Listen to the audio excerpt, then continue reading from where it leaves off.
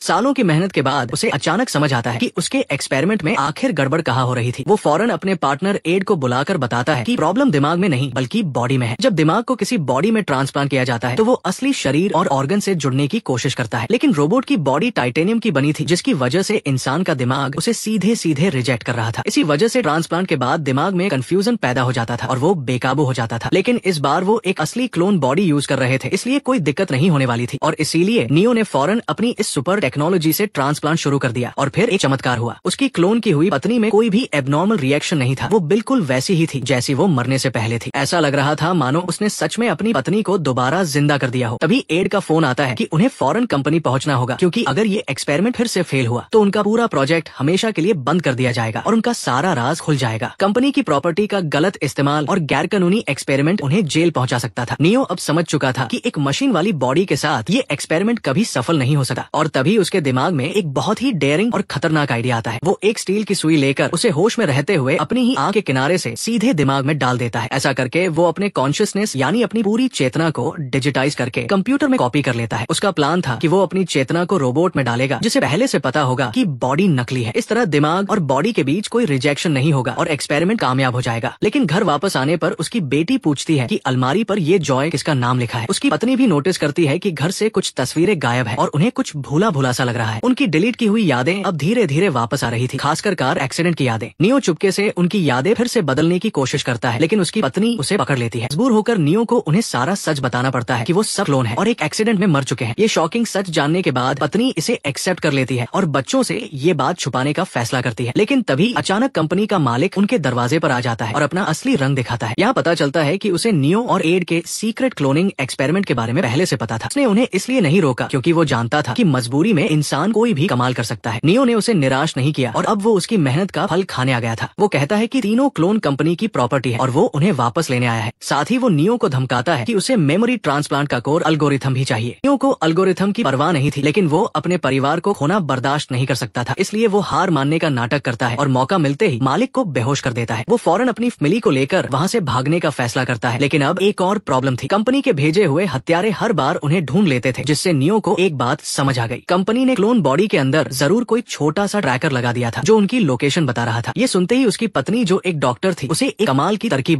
बताती है कि डिफिब्रिलेटर का इस्तेमाल करके इन ट्रैकर्स को आसानी से शॉर्ट सर्किट किया जा सकता है। जल्द ही तीनों ट्रैकर्स बंद हो जाते हैं और अब हत्यारे उनका पीछा नहीं कर सकते थे। इसके बाद नियो अपने बैकअप प्लान के तहत समंदर किनारे खड़ी एक बोट की तरफ बढ़ता है, मगर शॉकिंग बात ये थी कि उसे बोट की चाबियां नहीं मिल रही थी और किसी ने उन्हें फिर पकड़वा दिया था। कुछ ही देर में हत्यारे उन्हें पकड़ लेते हैं, क्योंकि इस बार नियो को उसके अपने दोस्त ने धोखा दिया था। मालिक ने उसके दोस्त एड को डरा धमका कर नियो का सारा प्लान उगलवा लिया था। एड के धोखा देने के बाद भी नियो डरा नहीं, क्योंकि उसने कोर एल्गोरिथम पहले ही डिलीट कर दिया था। वो एल्गोरिथम अब सिर्फ और सिर्फ उसके दिमाग में था, जिसके दम पर वो मालिक से डील करना चाहता था। लेकिन मालिक को कोई फर्क नहीं पड़ता और वो एड को वही गोली मारकर नियो को एक वार्निंग देता है। वो नियो को धमकी देता है कि अगला नंबर उसके परिवार का होगा, जिसके बाद नियो को झुकना पड़ता है। लेकिन एल्गोरिथम लिखने के बाद भी मालिक उसके परिवार को छोड़ने से इनकार कर देता है। वो कहता है कि ये क्लोन उसकी प्रॉपर्टी है और वो कोई रहम नहीं करने वाला। लेकिन तभी दरवाजा तोड़कर एक रोबोट अंदर आता है, जिसे नियो ने चुपके से एक्टिवेट कर दिया था। वही रोबोट था जिसके अंदर नियो ने अपनी ही चेतना यानी कॉन्शियसनेस को अपलोड किया था। टाइटेनियम से बना वो रोबोट अकेले ही वहाँ मौजूद सारे लोगों को खत्म कर देता है। इसके बाद दोनों नियो एक दूसरे को देखते हैं। ये फीलिंग वाकई में काफी अजीब थी। अब असली नियो के दिमाग में एक नया और इससे भी ज्यादा खतरनाक प्लान चल रहा था। 17 दिन बाद वो अपनी सबसे छोटी बेटी को भी क्लोनिंग के जरिए वापस जिंदा कर लेता है। उसने अपनी बेटी का मेमोरी डेटा हमेशा संभाल कर रखा था और अब कहानी में एक और ट्विस्ट आता है। नियो उसी टेक्नोलॉजी से अपने बॉस को भी जिंदा करता है, लेकिन उसकी यादें पूरी तरह बदल देता है। अब वो बॉस उसका वफादार गुलाम बन चुका था और नियो की कंपनी अमीर लोगों को पैसे के बदले अमरता बेच रही थी।